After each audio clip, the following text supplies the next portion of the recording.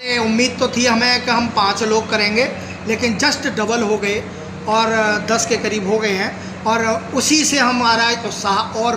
बुलंद हो गया है। और हम आने वाले समय में अब हम कह सकते हैं कि आने वाले समय में हम 272 कैंडिडेट मजबूत उठाएंगे और 272 कैंडिडेट वो हर एक पार्षदी क्षेत्र में जाएंगे और जाके जिस तरीके से ये पार्टियां महिमा मंडित करती हैं, जनता को घुमाती हैं, उसी तरीके से हम लोग पूरी शक्ति के अनुसार और एक एक पार्षद के क्षेत्र में जाके और हम बताएंगे जनता को कि हम में अब शक्ति है और जनता आप जनता के साथ। हम ये पूछना चाहते हैं कि कैसे करेंगे, सामने तो बहुत बड़ी बड़ी पार्टियां हैं, तो कैसे आप उसको कैसे जीतेंगे? संगठन में शक्ति है और संगठन में वो शक्ति है जो शायद पार्टियों में भी वो शक्ति नहीं रहेगी। मैं अपना अनुभव बताऊं कि हमने जो ये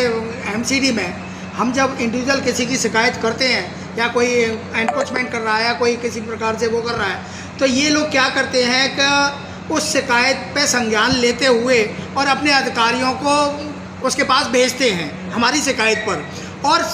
उस शिकायत को वो इतना बढ़ा चढ़ा के उसको डरा देते हैं और अपने रेट बढ़ा के और उससे माल लेके और वो साइड हो जाते हैं। अभी मैं डीपीसीसी में गया था एक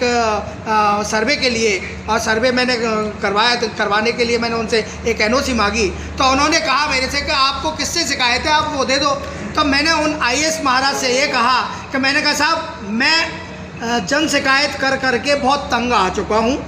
और मैं आपको अगर किसी की शिकायत करूँगा तो उसको आप अपनी अतिरिक्त आमदनी का साधन बना लेंगे और जुटा लेंगे और उसमें खा जाएंगे और मेरी उसको रद्दी में डाल देंगे। तो मैंने अब वो काम नहीं करना है। आप मुझे ये बताएं कि भाई मैं तो सामूहिक रूप से देना चाहता हूँ, तो उस बात पे वो आज तक उन्होंने वो सामूहिक मेरे को एक एनओसी लेके नहीं दी।